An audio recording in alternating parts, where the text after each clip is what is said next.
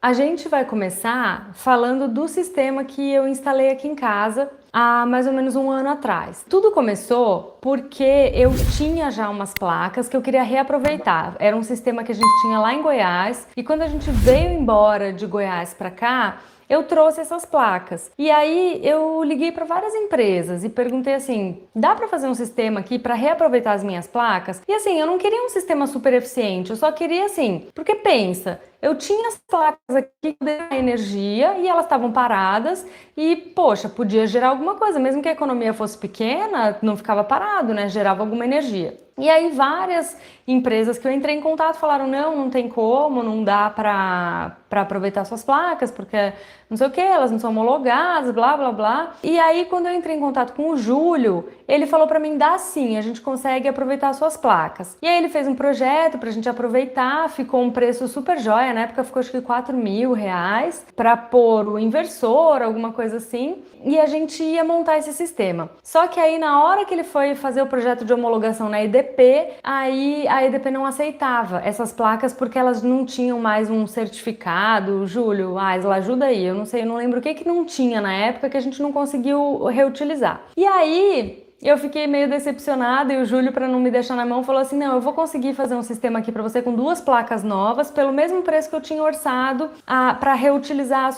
os seus painéis.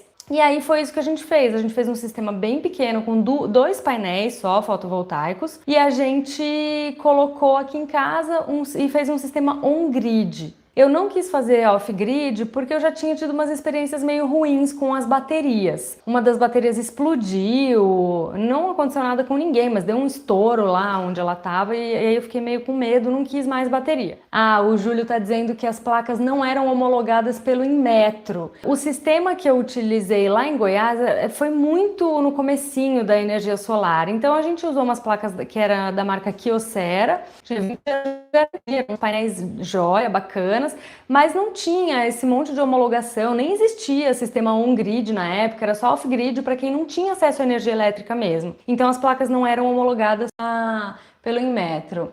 Então, a gente fez a conta da seguinte maneira. A minha conta custava cerca de R$ 120 na época, tá? Eu sempre falo isso, a gente é muito econômico aqui. Tem gente que achava que era mentira, que duvidava, que 3 pessoas, eu, meu marido e meu filho, nunca que podia gastar só R$ 120, mas a gente gastava. E eu trabalhava em casa e meu marido ficava em casa o dia inteiro também. Acontece que, para você fazer o cálculo de consumo de energia solar, a gente costuma fazer um sistema sempre um pouco maior do que precisa. A gente tem aquela taxa mínima que a gente paga de qualquer maneira. O sistema que eu dimensionei, que a gente dimensionou, eu junto com o Júlio, o que eu queria? Já que eu ia ter que pagar a taxa mínima, que era equivalente a 50 kW, ou algo que o Júlio vai responder aqui. Então, assim, você usando ou não esses 50 kW da rede, você vai pagar por eles. Então, o que eu pensei? Eu não quero que o meu sistema seja superdimensionado. Eu quero um sistema onde eu garanta que eu vou usar esses 50 da rede, porque eu vou pagar por eles de qualquer jeito.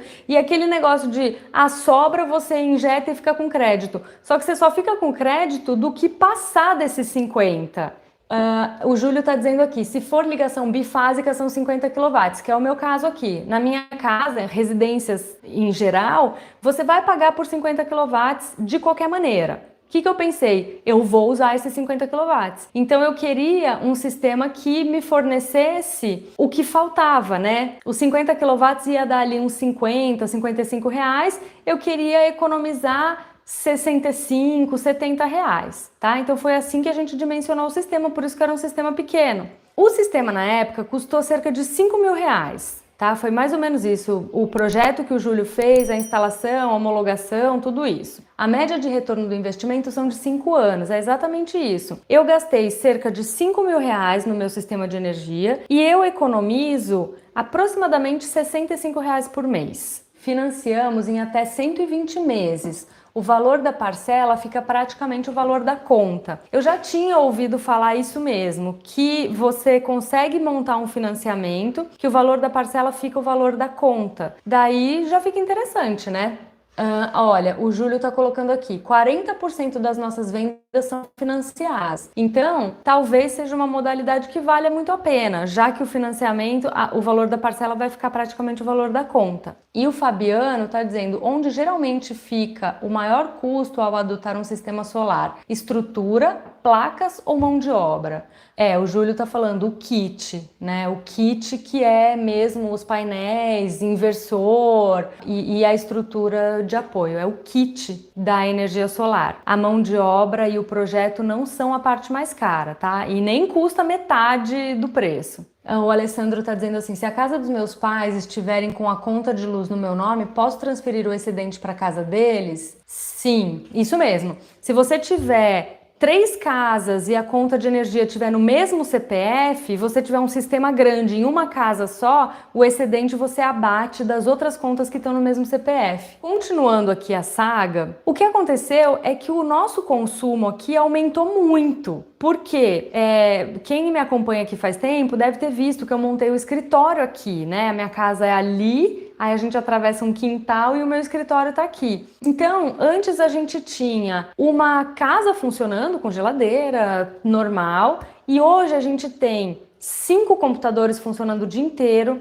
2 aparelhos de ar-condicionado, mais uma geladeira aqui, lâmpada acesa o dia inteiro, né? Porque no escritório a gente precisa. E aí o meu consumo aumentou muito. Então hoje a minha conta, com o desconto que eu já tenho do pequeno sistema que a gente tem, hoje eu pago cerca de R$130. Muita gente comenta lá no canal, não homologa o sistema, faz um sistema off-grid. E eu sempre tô correndo do sistema off-grid por causa das baterias. E eu sei que tem um pessoal usando bateria de lítio, umas outras baterias. Então, assim, se alguém quiser trazer alguma experiência nesse sentido aqui, pode trazer. Fabiano está colocando assim, eu pensei sobre o sistema não homologado porque na cidade falta muita energia. Ter bateria garantiria uma segurança. Isso é verdade, tá? Se você tem um sistema off-grid, acabou a luz, está ali todo mundo no escuro e você está ali com a sua luzinha acesa. Isso é uma vantagem.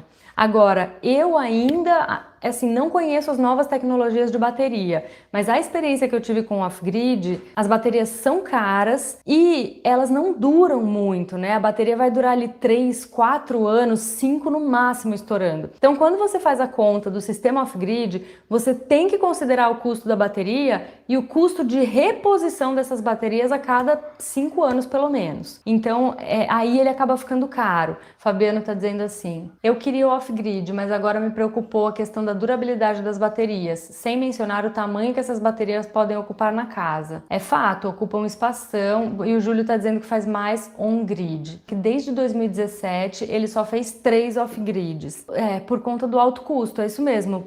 Com o conhecimento de materiais que eu tenho hoje, as baterias que eu conheço disponíveis no momento, só vale a pena fazer off-grid se você não tiver energia da rede disponível. Se você tiver energia de concessionária disponível, o on-grid sempre vai ficar mais barato. A menos que você seja muito marrento e falar assim, não vou fornecer energia para as concessionárias porque eu sou contra e tal, vale mais a pena o on-grid, tá? Sempre vale mais a pena. As baterias são grandes, precisa de bastante espaço para fazer uma bateria de baterias e elas são perigosas, tá? Eu não sei o que aconteceu com as minhas, a gente tinha bateria estacionária, era a bateria certinha que tinha que ser para o sistema, ela era nova, não era recondicionada, nada disso, e elas ficavam no entreforro e uma delas explodiu lá em cima. A gente ouviu um barulhão, aí a hora que a gente foi lá ver, era uma das baterias que tinha explodido, então eu fiquei com bastante receio das baterias, tá? O Lucas tá falando aqui em Presidente Prudente tem comércio que usa sistema off-grid, mas sem as baterias. Esse sistema, quando é comercial, até um cliente já falou isso pra mim, por que você não usa as placas que você já tem pra fazer o consumo do dia? Porque aqui no escritório o maior consumo é durante o dia, a gente usa ar-condicionado e os computadores e lâmpada. Esse sistema chama zero grid. Quando o consumo maior é durante o dia, você instala as placas